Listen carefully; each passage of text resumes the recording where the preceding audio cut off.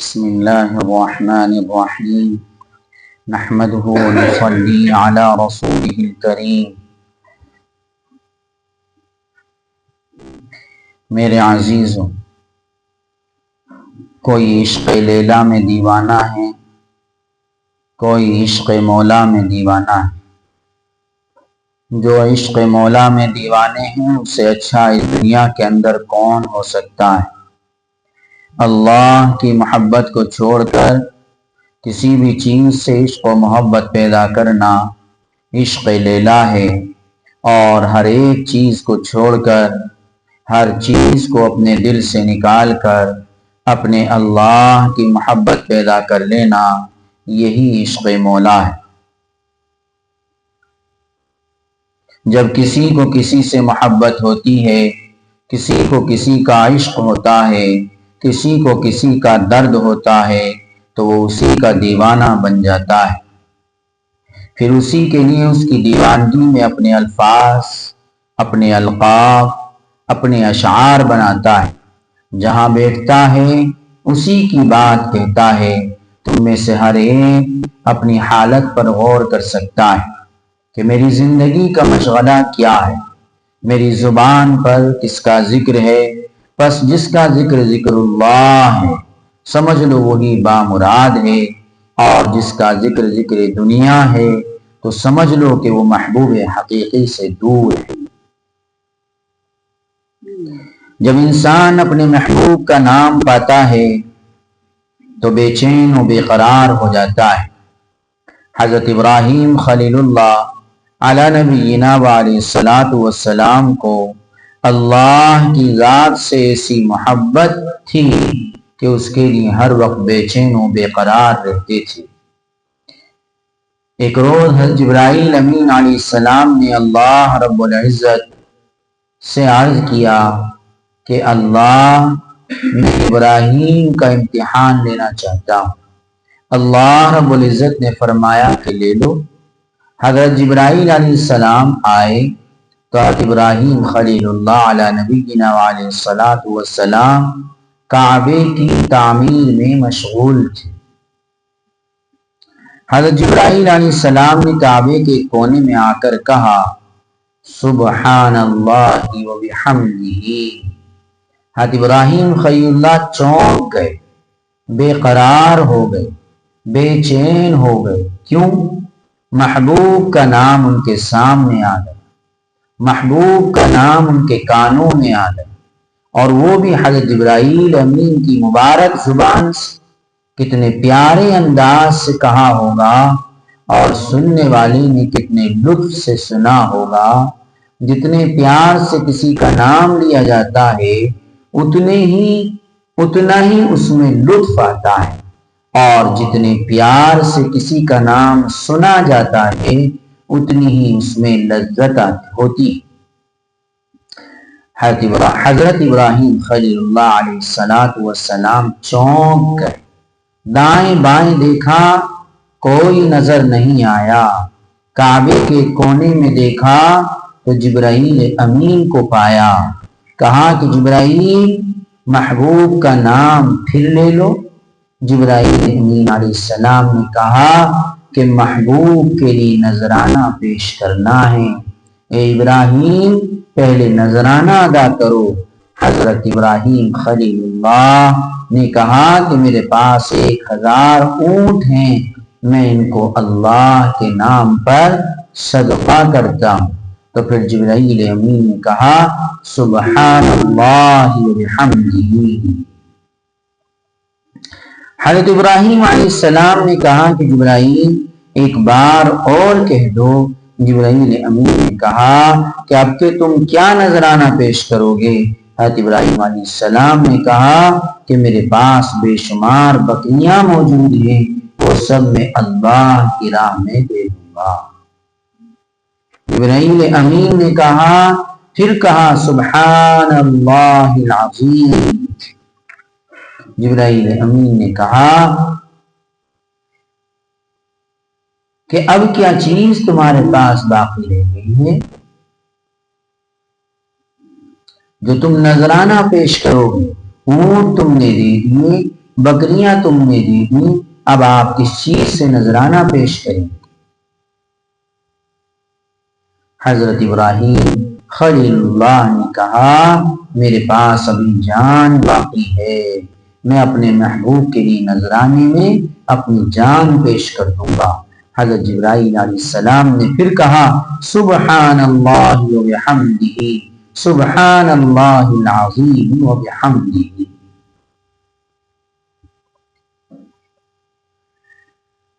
حضرت ابراہیم خلیل اللہ بے ہوش ہو کر گر گئے اور تڑپ تڑپ کر اپنے محبوب کا نام پکارتے رہے، اے میرے عزیزو، جب کسی کو کسی سے محبت ہوتی ہے اور اس کے سامنے اس کا نام لیا جاتا ہے تو سن کر بے چین و بے قرار ہو جاتا ہے۔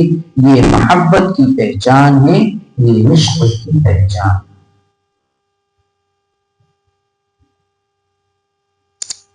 دیکھیے کیسا تعلق حضرت ابراہیم خلیل اللہ کو اپنے اللہ سے تھا۔ ساری بکریاں دے دی، سارے اونٹ دے دیے، یہاں تک کہ اپنی جان کی بھی بازی لگا دی کہ محبوب کا نام سننے کو مل جائے۔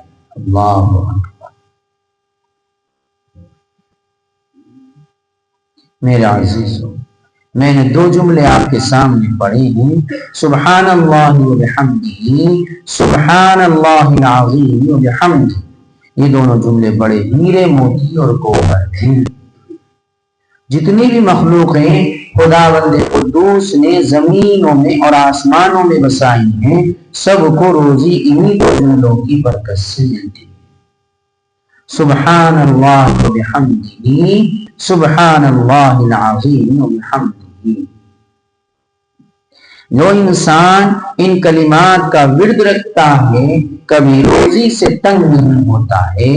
ان جملوں کو دعائے ابراہیمی بھی کہا گیا ہے اور دعائے صبح بھی کہا گیا ہے۔ کہتے ہیں کہ صبح کا وقت تھا جب آپ نے یہ جملے سنے،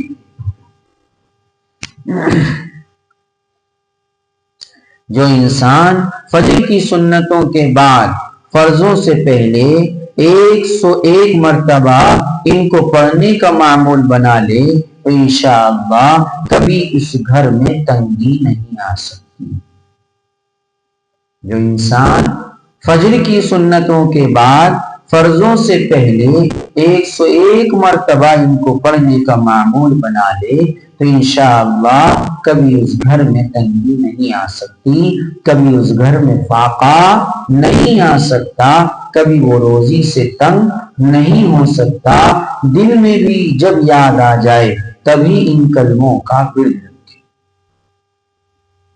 حضرت جبرائیل علی نبینا وعلیہ الصلوۃ والسلام حضرت ابراہیم خلیل اللہ علیہ السلام کو یہ کلمات سنا کر اور یاد کرا کر غائب ہو گئے اور ساری بکریاں اور اونٹ بھاگ کر لے گئے، کوئی چیز ان کے پاس باقی نہ رہی۔ 1 سال بعد جبرائیل امین علیہ السلام حضرت ابراہیم خلیل اللہ علیہ السلام کے پاس پھر آتے ہیں اور آ کر دیکھتے ہیں کہ ابراہیم علیہ السلام کے پاس پہلے اونٹوں سے بھی کئی گنا زیادہ اونٹ اور پہلی بکریوں سے بھی کئی گنا زیادہ بکریاں ہیں۔ حضرت جبرائیل امین علیہ السلام نے کہا کہ ابراہیم، تم نے تو اپنے سارے اونٹ اور بکریاں اللہ کی راہ میں دے دی تھیں، اب تمہارے پاس ہی پہلے سے بھی زیادہ کہاں سے آ گئی؟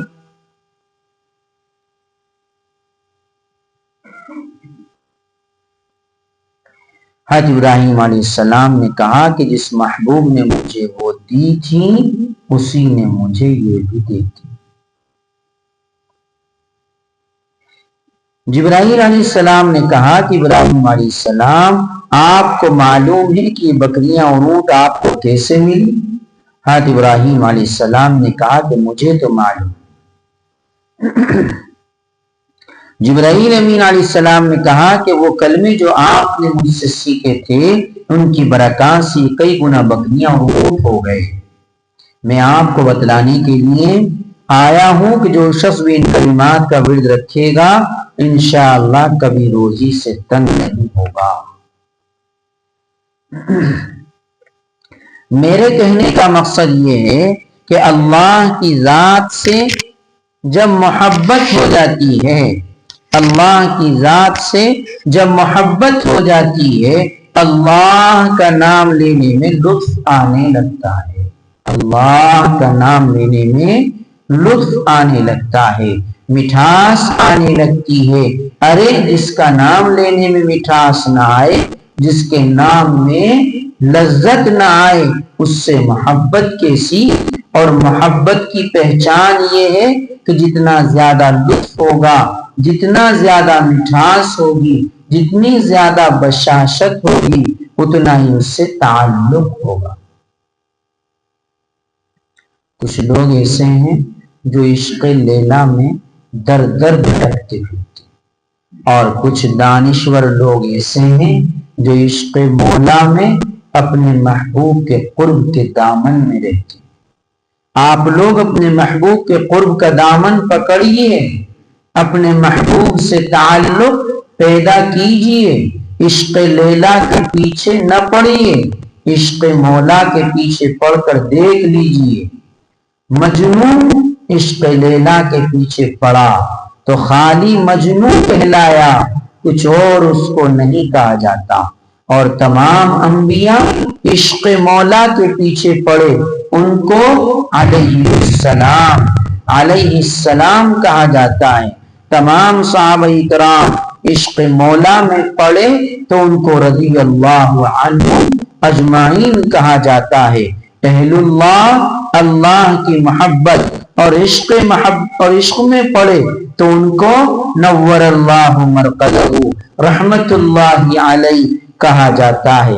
مگر جو عشق لیلا میں پڑا، عشق لیلا میں مرا، عشق دنیا میں مرا، نہ اس کو رحمت اللہ علیہ کہا جاتا ہے، نہ نور اللہ مرقدہ کہا جاتا ہے۔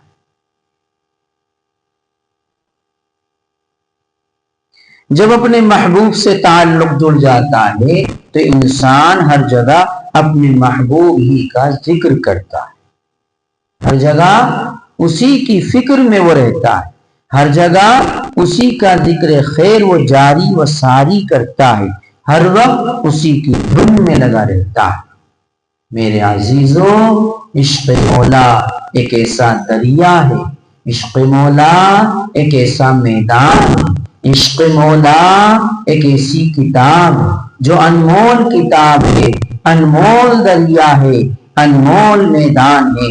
اس طریقے سے کوئی وحدہ لا شریک کی کوئی قیمت ادا نہیں کر سکتا، اسی طریقے سے اپنے محبوب حقیقی کے عشق کی قیمت بھی ادا نہیں کر سکتا۔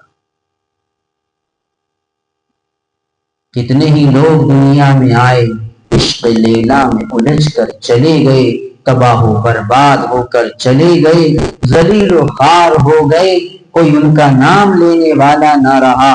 چند لوگ عشق مولا میں آئے، عشق مولا میں رہے، اپنے محبوب سے تعلق رہا، اپنے محبوب کے دیوانے بنے، اپنے محبوب کے مستانے بنے۔ آج ان لوگوں کے مستانے دنیا میں پائے جاتے، دنیا میں پائے جاتے۔ اللہ کی نسبت سے اگر کوئی کسی کا دیوانہ بنتا ہے تو وہ اللہ ہی کا دیوانہ بنتا ہے۔ کوئی اگر کسی بھی گلی کوچے اگر دو غبار کا دیوانہ بنتا ہے تو وہ لیلا کا دیوانہ بنتا ہے۔ گرد و غبار سے مراد دنیا کی تمام چیزیں ہیں۔ میرے محبوب حقیقی کے سامنے، میرے تو اور تمہارے آقا کے سامنے تمام کی تمام چیزیں گرد و غبار ہیں۔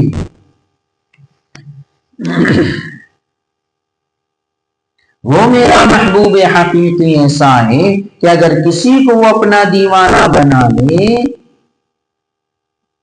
اور اس کے شکرانے میں وہ اپنی جان بھی دے دے، تب بھی اس کا شکرانہ ادا نہیں ہو سکتا، ادا نہیں کر سکتا۔ اور جو اللہ رب العزت کے عاشق ہیں وہ تڑپ تڑپ کر جان بھی اپنے رب ہی کو دیتے ہیں۔ عاشقین اور عارفین اپنے رب کے عشق کی تلوار سے شہید ہوتے ہیں۔ عاشقین اور عارفین اپنے رب کے عشق کی تلوار سے شہید ہوتے. حضرت بایزید بسطامی علیہ الرحمہ ایک میدان سے گزر رہے تھے.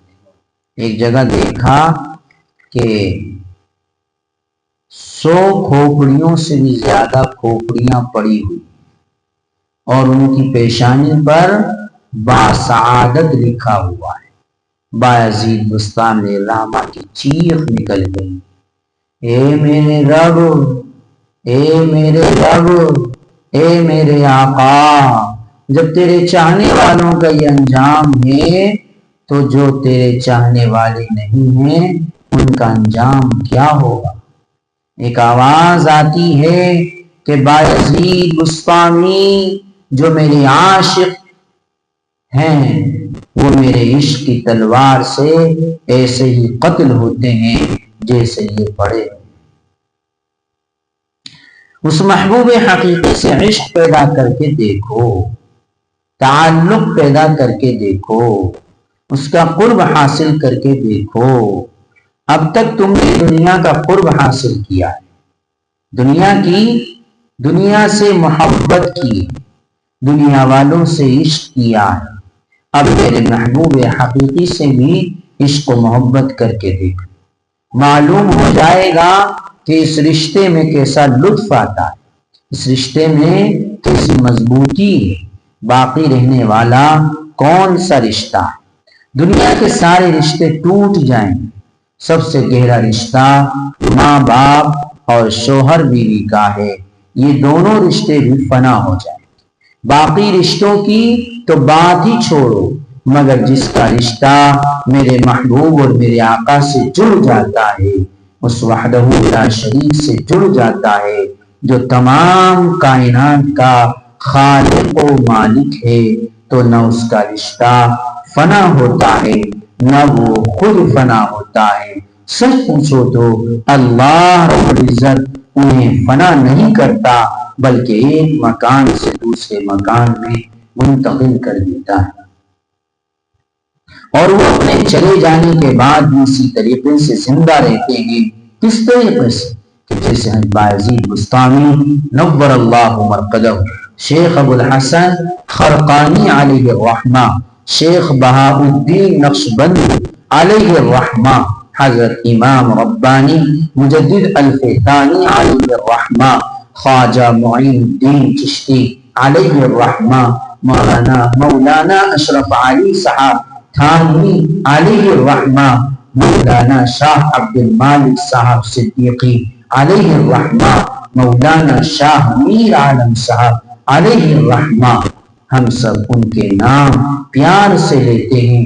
کوئی مجنون کا نام بھی اتنے پیار سے لیتا ہے، کسی ایم ایل اے، کسی ایم پی، پرائم منسٹر کا نام بھی اتنے پیار سے نہیں لیا جاتا. مگر ہاں یاد رکھیے، اللہ کے دیوانوں کا نام بھی پیار سے وہی لوگ لے سکتے ہیں جنہیں اللہ سے پیار، جو اپنے اللہ سے چپکے چپکے باتیں کرتے ہیں، اپنے اللہ سے دل لگاتے ہیں، اپنے محبوب سے مناجات کرتے ہیں. اے دنیا والوں، بس وہی اللہ والوں سے پیار رکھتے ہیں. اپنی زندگیوں پر غور و فکر کیجیے. اسی زندگی میں گیہوں بولو، اسی زندگی میں کانٹے بولو. یا تو اپنے اللہ سے محبت پیدا کر لو یا غیر اللہ سے محبت پیدا کر لو. لیلا سے محبت پیدا کر لو یا مولا سے محبت پیدا کر لو. اللہ کی ذات کے علاوہ ساری کی ساری چیزیں لیلا ہیں. جس سے بھی محبت کرے گا وہی اس کی لیلا ہے. بس وہی ایک ہمارا محبوب ایسا ہے جو مولا ہے. مولا سے جڑ کر دیکھیے، اپنا تعلق مولا سے کر کے دیکھیے، معلوم ہو جائے گا کہ وہ ہمارا حقیقی مولا کیسا ہے. ارے اب تک دنیا کو دیکھا ہے، دنیا کی چیزوں کو دیکھا ہے، اب تو مولا کو دیکھ کر دیکھ لو. اگر تم کو پسند آئے تو رشتہ رکھ لینا، نہیں تو تمہاری مرضی۔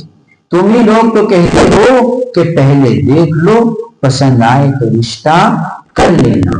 دنیا کے معاملے میں تم دیکھنے کو تیار ہو، اللہ کے معاملے میں بھی تو تم دیکھ کر دیکھ۔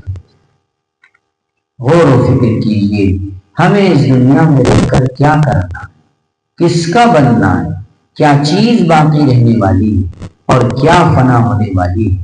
ارے فنا ہونے والی اچھی ہے یا باقی رہنے والی اچھی؟ ہر انسان ایسا ہی مکان بنانے کی کوشش کرتا ہے جو کچھ دنوں باقی ہے۔ چھپر کے مکان سے ہر ایک بچنا چاہتا ہے کہ میں ہر سال کہاں سے بناؤں گا۔ ارے آج تم نے کسی سے محبت پیدا کر لی، کل وہ تم کو دھوکہ دے کر چلا گیا، یا کوئی دوسرا اس کو لے کر چلا گیا، یا اس کو موت ہی لے کر چلی گئی۔ کل تم دوسروں کو ڈھونڈتے پھرو گے، پرسوں کوئی اس کو لے کر چلا گیا، ترسوں کو پھر تم تیسرا ڈھونڈتے پھرو گے۔ کیوں خواہ اپنا وقت برباد کر رہے ہو؟ بس ایک اللہ سے رشتہ جوڑ لو جس کو لے کر کوئی نہ جائے، اسی سے رشتہ پیدا کر لو، اس کو لے کر کوئی نہیں جا سکتا۔ ارے وہ محبوب حقیقی ایسا انصاف پسند ہے کہ وہ دلوں کے حال کو دیکھتا ہے، کس کا دل مجھ کو کتنا چاہ رہا، کس کا دل مجھ کو کتنا چاہ رہا۔ ایک راز کی تھوڑی سی بات میں یہاں کہہ دیتا ہوں۔ پہلے دور میں انسانوں کے جسم بہت مضبوط ہوتے تھے، عبادت ریاضات بہت زیادہ کر لیا کرتے تھے۔ اب جسم بہت کمزور ہو گئے، عبادات ریاضات اب اتنی نہیں ہو سکتی، مگر دل کا تعلق اب بھی ہو سکتا ہے۔ اپنے دل کا خالص تعلق اپنے اللہ سے رکھو، وہی مقامات تم کو مل جائیں گے جو ان کو عبادات اور ریاضات سے ملا کرتی تھی۔ کیونکہ مضبوط جسم ہونے کی وجہ سے وہ ہزار نفل راتوں کو پڑھ لیا کرتی، پھر بھی ان کے جسم پر اثر نہیں پڑتا۔ آج رات کو جاگ کر 10 20 100 200 رکعتیں پڑھ کر اگلے دن نہیں اٹھا جاتا، صبح کی نماز میں سستی آ جاتی۔ اس لیے میں تو بس یہی کہتا ہوں کہ بشاشت کے ساتھ فرضوں کو ادا کرتے رہو، اور بشاشت کے ساتھ جتنے نوافل پڑھ سکتے ہو پڑھ لیا کرو، مگر دل کا خاص تعلق اپنے اللہ سے رکھو۔ اگر دل کا خاص تعلق اللہ سے رکھو گے تو انشاءاللہ وہی عبادت تم کو کافی ہو جائے۔ اپنے دل پر محنت کرو، اپنے دل کا تعلق اللہ سے جوڑو۔ جب دل کا تعلق اللہ سے جڑے گا تو پھر تمہارا ہر لمحہ، تمہاری ہر گھڑی، تمہارا ہر دن، تمہاری ہر رات، تمہارا سونا، تمہارا جاگنا، تمہاری ہر خوشی، تمہارا ہر غم اللہ کے لیے ہو جائے گا۔ پھر تمہاری زندگی کی ہر ساعت اللہ کی عبادت میں لکھی جائے گی۔ تمہاری زندگی کی کچھ عمل اور عبادت ایسی ہوگی کہ فرشتے ان کو نہیں جانیں گے، براہ راست وحدہ لا شریک کے دفتر میں جا کر جمع ہوں گے۔